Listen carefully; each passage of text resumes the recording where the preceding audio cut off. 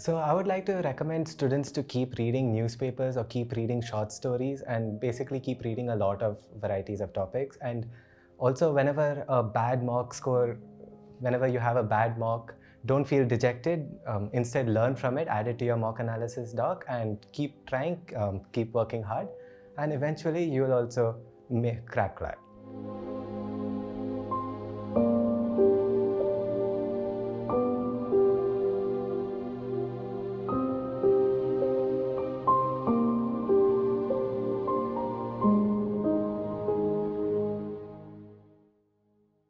Hi everyone, this is Chamomile Tea with Toppers, an initiative by Unacademy. I am Ayushi Rajput, an educator at the Unacademy CLAT category. Being a lawyer myself, it brings me immense pleasure to introduce you to a future lawyer. Trust me when I say he's the future Harvey Specter in making, and you will agree 100% if you get to spend enough time with him. So introducing AIR 19, Kevin. Hi Kevin, welcome to the session. Thank you so much for having me. Okay, so CLAT result has been out very recently, hardly been a week if I'm not wrong. Yeah. So it's all still a very fresh feeling. It must be, I'm assuming, right? Yeah. So please start with this. How does it feel to get, AIR 19? You're almost at the top. Like you can wave your flag at the top and you say, I've done it. I guess it's a feeling of shock. It still hasn't registered into me. So tomorrow if I were to see that, oh, I didn't clear, like it wouldn't be that much of a shock. So I guess it's a pretty shocking experience and still hasn't registered yet. Did it come as a surprise or you were somehow expecting anything in the, let's say, top 10 or 20? No. It definitely came as a surprise because everyone said that this year's paper was easier than last year's and last year's cutoff was like 103. So I expected the cutoff to be around 110. And when I calculated my marks first time with the provisional key, it was around 107. So I thought, okay, fine, Nalsar or somewhere below. And I mean, it's all fine, right? Obviously I wanted to be in Bangalore because I live in Bangalore and I thought it's right here. But then after that, when the results came, I was expecting something like borderline, right? And even in like other institutes or whatever, they said the cutoff would be around 110 to 115. Yeah. So then I said, okay, yeah, fine. I guess there it is. It's gone, right? But then when I loaded the page and I checked my scorecard and it said AIR 19, and I was like, what? So I had to reload it 3-4 times, and yeah, then I was like, okay, yeah, it's actually true, AIR 19. Wow, must have felt really good. Yeah. What was the first thing that you did after you saw your result? I wanted to call up consortium and check whether it was a mistake or something. You wanted to call the consortium and check whether it was a mistake? Yeah, honestly, till even now also, I still didn't believe it until I saw a video about AIR 20 or something, and she had 110 something. And then I realized, okay, fine, yeah, I am actually AIR 19. Okay, I understand a little bit where this came from, because even I, and including everyone else, we were expecting the cutoff to be higher because yes, the paper was easier. Exactly. And now suddenly I feel, yes, okay, if I would have gotten 110, I would have never expected anything in the top 100. Exactly, yeah. Okay, got it. Because last year's cutoff was 103, right? So it would have increased to 110. This brings me to, trying to understand what all factors contributed to this score, which I will break down further. We'll focus on them one by one. But my first question is, what led you in this direction? The direction of, CLAT and law in general. How did this whole journey start? So originally I was like a IIT JEE prepping student. And so I started my prep at 9th grade, pretty early, and then I guess in 11th grade, once online classes and all started, and so I had a lot more time with myself, and I kind of realized that, okay, fine, yeah, IIT JEE is not really for me. I've just been going with the flow because I've been pretty good at science, so I've just been going. You used a word earlier when we were having a conversation, which was something about coping mechanism. What was the slang? Oh, copium. Copium, right? Yeah. And that is something, a strategy you used during your IIT preparation? No. Basically, my mom, again, so I told my mom that I despise coding and I don't like coding. And then she said, it's okay, you can write JEE. There's so many people who do JEE and they don't do coding. They do other entrepreneur positions, manager positions. So that was copium, just copium. No, so explain your philosophy of copium. Yeah, so basically it's like something you tell yourself to make yourself feel good. So like that way my mom was telling herself, it's okay, just do IITJ. You'll get something like, even if you don't like coding or you don't like that field, it's okay, like something will come out, something good will come out of it. So I understand when you're young, you're trying to choose a career.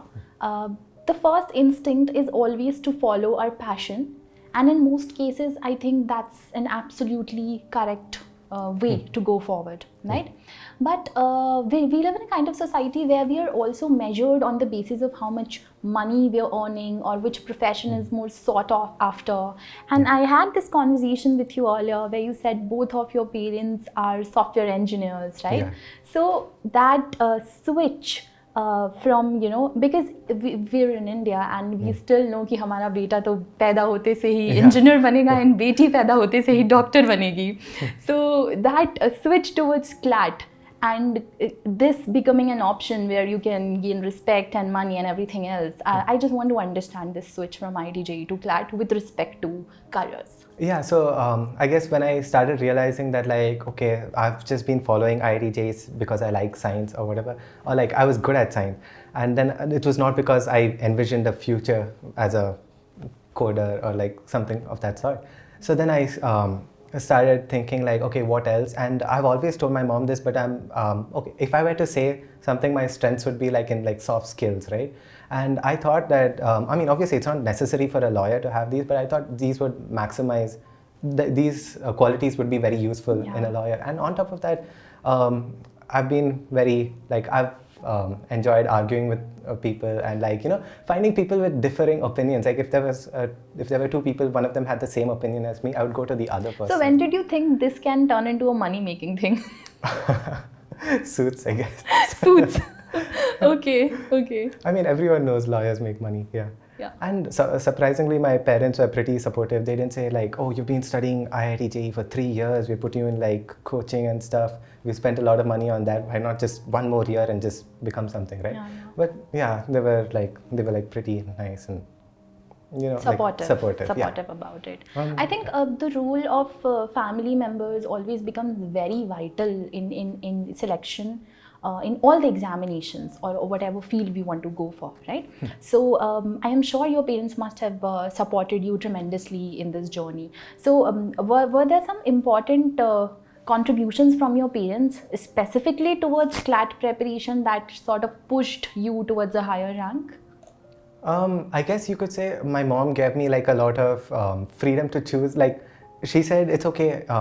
It's okay if you don't want to do IITJ, like choose whatever you want. So I guess that put a pressure on me. Like if I have to choose something, I have to be really passionate about it. So I guess once I chose CLAT, it's kind of like my mom is not making me write CLAT. I am choosing CLAT. So if I'm choosing CLAT, I need to show my mom that this is what I chose and I can do this. So I guess that itself was like a pretty like motivating reason for me to like work harder for it. Karen, so let's get into the details of your CLAT preparation a little bit. We all know the 5 subjects that are involved in the preparation and all of them require different skills and abilities. So there are subjects that require more comprehension and reading abilities, and there are subjects that require a lot of resources and at the same time learning and cramming. So I want to understand, you know, what was your take on all 5 of these subjects? Which ones were more interesting to you? And which ones were easier or harder, especially in the beginning of the preparation? So about reading comprehension, since I normally speak English at home and everywhere, like so I didn't find it that difficult. I just had to practice like the tones and like what's the attitude of the author and stuff, and then I was pretty much good with that. I think I mean this carries on with the other thing, sections. Was that I'm not really an avid reader. I mean, I don't really read books as such. So I guess at first, like I used to take quite a lot of time in like RC and like, yeah. And I wasn't able to keep up with like 3 reading heavy sections and stuff. So I guess that took a while for me to like get used to by reading newspapers and stuff. Then GK, like I used to use Drishti IS compendiums, and then I would watch like Keshav sir's championships, GK classes. And then I guess I used to make my own notes like on the computer for them. Like if there's a very important topic, I used to make a separate document from that, like, refer 3-4 websites, Wikipedia. And if it's not very important, but like might be important for CLAT, like I would put them all in one document and highlight them so that I can keep looking at them again and again. Okay, this has given me two very interesting things to talk about. The first one is a lot of students end up wasting their time trying to copying everything that's given, let's say in a compendium or in a class, and then making their own personal notes, sort of writing everything down, and also some of them don't even know how to make notes properly, right? Yeah. So I would really love if you could expand on your note making strategy and how you saved time when you were making notes. Yeah. Okay, I mean, to be honest, in the number of passages that come in GK, you would know, let's say 4 of them, like, because they're popular topics, and then the remaining might be underground topics which you might have read once or twice and you might have never looked at it again because it's not popular topics, right? So this is one really, really useful tip that I would like to share. That would be to whenever you're reading through any compendium or any website, or whenever you're copying information and putting it in your document, make sure your document is very short and crispy, so that, like, if you're going to, because you would want to glance through it again and again, and you don't want to look through a huge document. And on top of that, how do I put it? When you're reading through a document, there are some things that make common sense, and then there are some things that go slightly against common sense. For example, there was this question in CLAT 2022, like, what do you call restricting of airspace to drones? Like, what's the term for that? And so the options were like air fencing, sky fencing. I saw that question. That would make more sense, but the answer was geofencing. So if, like, now let's say I didn't, like, the CLAT exam never happened, and if I were reading through that, like an article on that, and if I read the term used for protecting the skies from drones is called geofencing, I would find that odd, right? Because it goes against common knowledge. Then I would have to specially, like, mark that. So things and make notes, so that you know these are the points that our mind will not register normally. So we'd have to put that extra note making effort for our mind to remember it in the long term. Yeah. And also, like you mentioned, that they should be short and crisp, so that you can quickly revise them whenever you need to revise them. Yeah. Right? All right. You also talked about your initial struggle with the reading comprehension, the understanding part, as well as the speed part. And then you also talked about you were able to cope up with that, cover it. I want to understand a little bit in detail, what exactly did you use to improve your reading speed? Okay, like at first I was pretty terrible at reading. Like I would take like 8 minutes to read like a small editorial, and I would still barely understand. Then I also, at first, I tried like reading the newspaper like more and more, and then slowly I was able to bring the time to like 5 minutes, 40 seconds and stuff.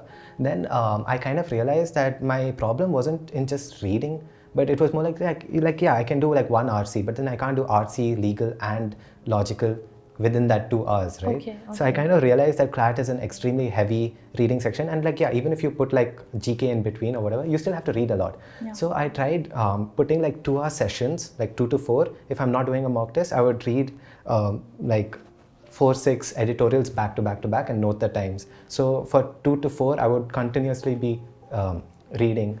So I guess that really helped a lot. So it's like focused reading as well as prolonged reading. Like you're able to maintain focus for 2 straight hours. Yeah, that makes sense, because I've noticed this with a lot of students, that and it's very normal for this to happen, that your brain will not be able to comprehend all of this information that's coming in the part of passages when you bombard it at the brain. And there will be a time where after, let's say, the English section or the legal section, the brain would feel too tired for logic. Yeah. And getting out of the zone when you feel stuck in such scenarios is going to be very important in the CLAT selection, right? This also brings me to something uniquely special. Yeah. And I think a lot of students would love it if you would share some idea as to how you found your answer. I don't want you to tell them, a tailor-made, with English is the first thing that you should do. Yeah. I want you to tell them the process with which you were able to find out, okay, this is how I'm going to attempt my mocks and this is how I'm going to attempt my actual CLAT paper, because this will really help them. So, I mean, I started experimenting with all the 5 sections, and at first, like, I thought, oh, okay, legal is my weakest subject, so I thought I'll put that first so I can like start that with like a fresh mind or whatever.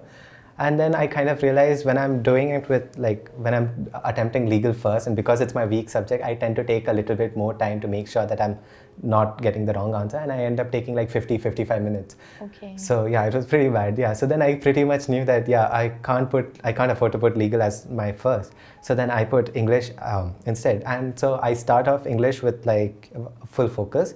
I finish it a little bit early, so I have a little bit more time for legal. So I am at like, okay, I have a little bit more time for Also, legal. it gives you a little bit of confidence. Yeah, a little bit of confidence also. And by that time, my brain still hasn't like broken down and stuff, so I'm still able to attempt legal.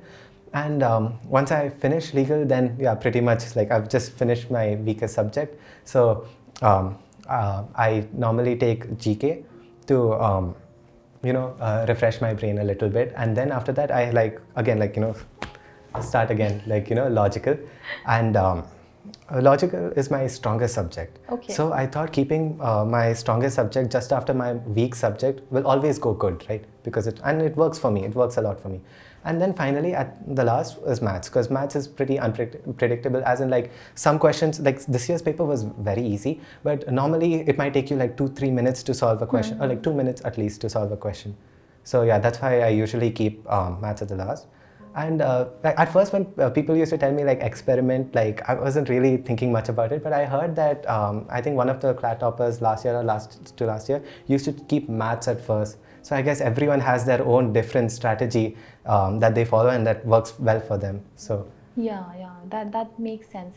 To all the 23 and 24 students who are preparing for CLAT and watching this video, a lot of you have this query where you end up asking educators, कि ma'am, which section should I be attempting first, or which section should I be attempting in the end. However, the perfect answer cannot be given by someone who is not giving those marks. You are the one who are giving those marks, and you would need to analyze them very carefully. You'd need to experiment with each one of them, and because through the process of experimentation only, Kevin was able to find out what works best for him, and only this process will help you understand what works the best for you. So Kevin, since we talked about experimenting, and this experiment can only be done through mocks, right? So how many mocks did you give, and how did you analyze them? So I think totally I've given around like 30-40 mocks.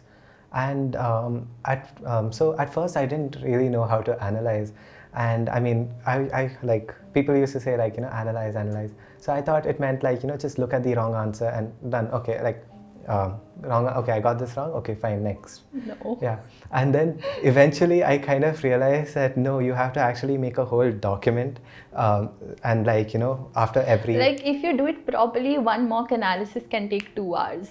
Yeah. Like when you look at a question, like let's say it's an RC passage, and let's say it was something about the passage, and when you realize that was wrong, the instant feeling should be, but I marked this as A. Why isn't it A? Why is it C? And exactly. Then, yeah, because I mean, I guess that's also plays a part. Like you should be confident in your answer. So if that was wrong, you need to really know why it was C and not A. So I guess then I would note them into my document saying like true statements don't need to be inferences, stuff like that, and small things that I wouldn't remember and stuff. But mock giving as well as analyzing consumes a lot of time. So there is one time management that is involved while you're sitting in the examination for those 2 hours, but there's this whole year or 6 months of time management that's involved while you're preparing for the exam. And you are a fresher, and you gave your class 12th as well as you gave CLAT, and reading newspaper is in itself a time consuming process, and making notes and everything else. So did you follow a set weekly or daily timetable, and if yes, were you able to stick to it? No, I kind of realized that weekly timetables definitely don't work for me, because yeah, if one thing goes wrong, the whole timetable goes wrong. So I normally set like daily targets rather than daily timetable. I mean, I'm pretty much like, you could say I have pretty much like set breaks, but I don't have set timetable as in like, okay, 2 to 4, I'm going to do this very specific thing. 2 to 4, study, like that. And yeah, so based on like the mock that I gave previously, okay, I did bad in logical, I need to, refresh assumptions, let's say. Then I would do 2 to 4, and then I would do logical reasoning or something like that, and basically improvise on spot, make my daily targets on spot. What did you do in those breaks? Oh, I used to watch anime. Oh, okay.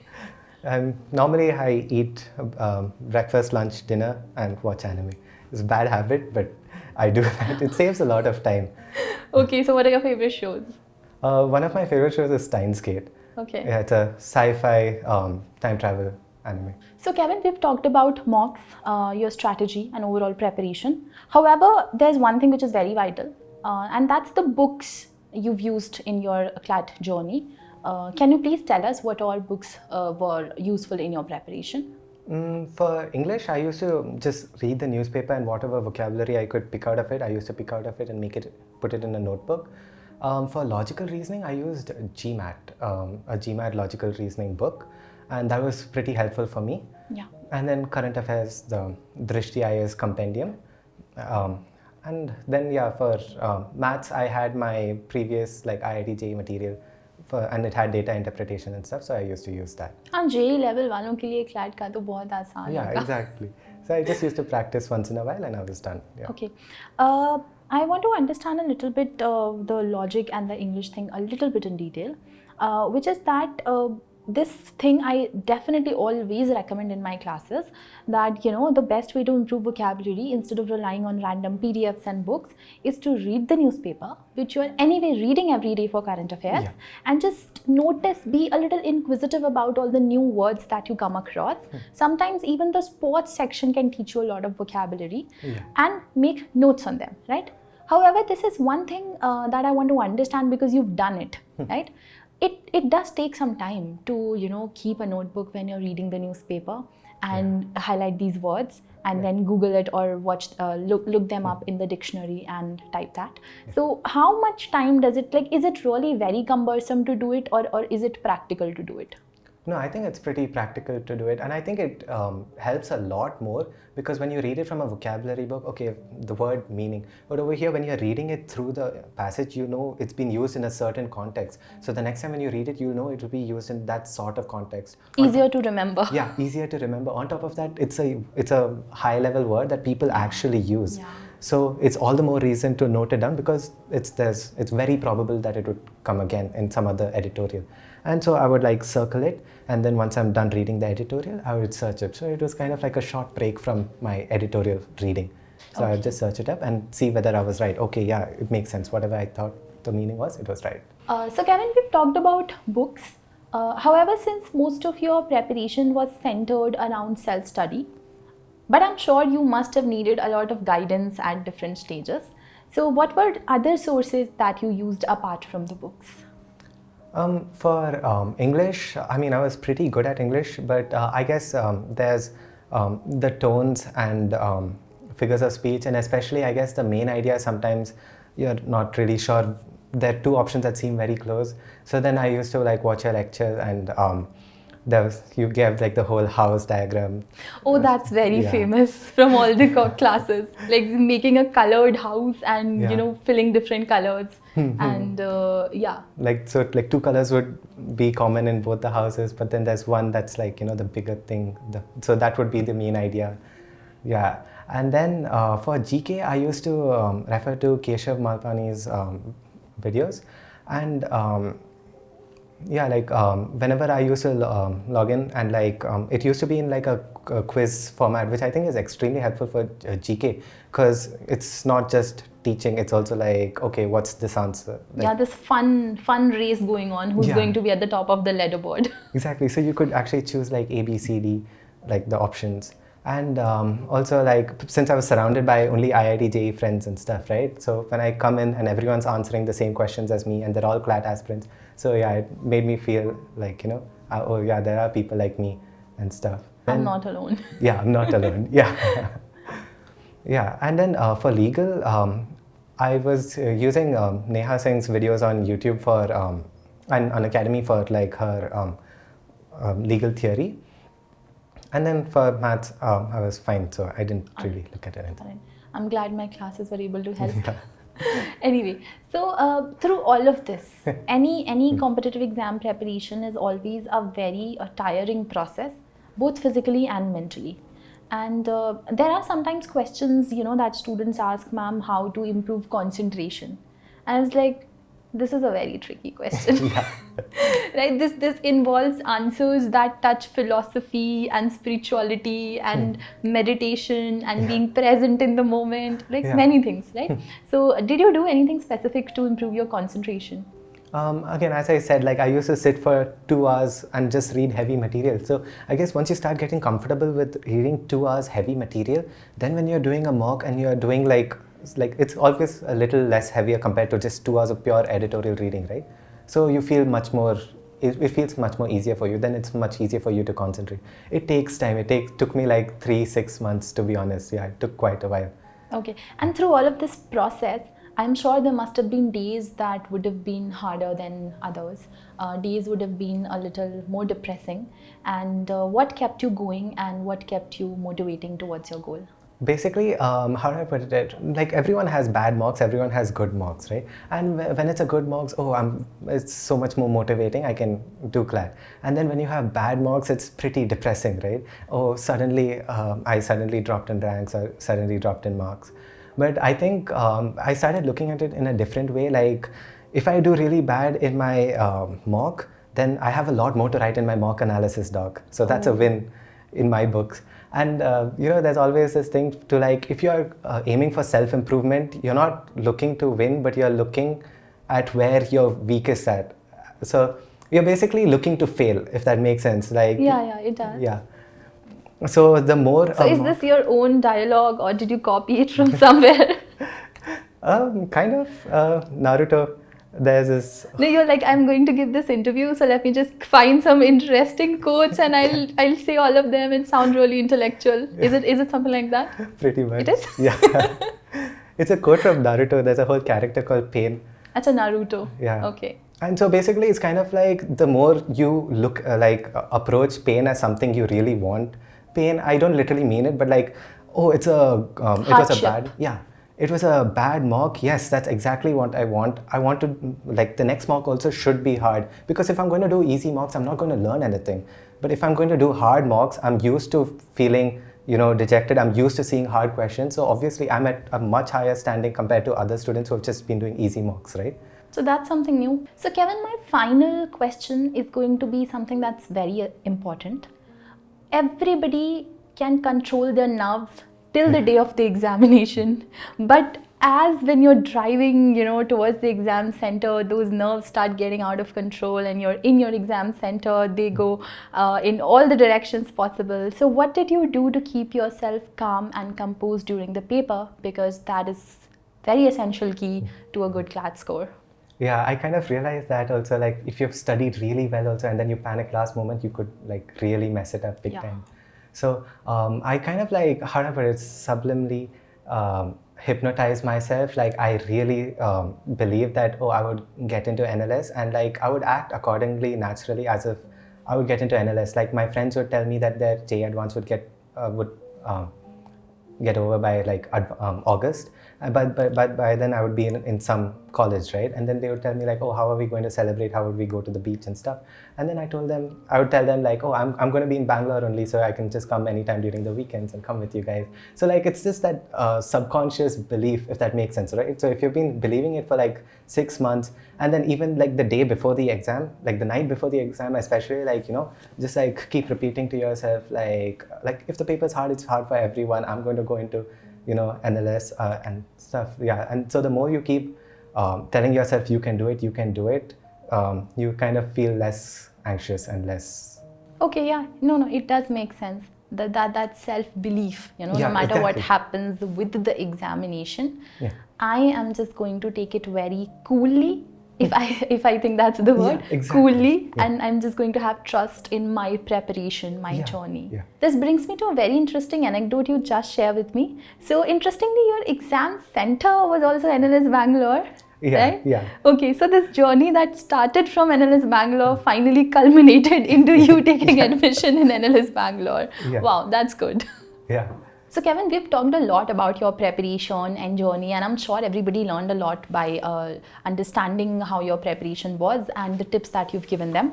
However, let's move to something a little bit more fun now. Okay. Finally, CLAT mein selection to ho hi gaya hai. So let's enjoy a little bit. We're moving towards a rapid fire round where I'm going to ask you questions back on back and you need to answer them very quickly. Yeah, sure.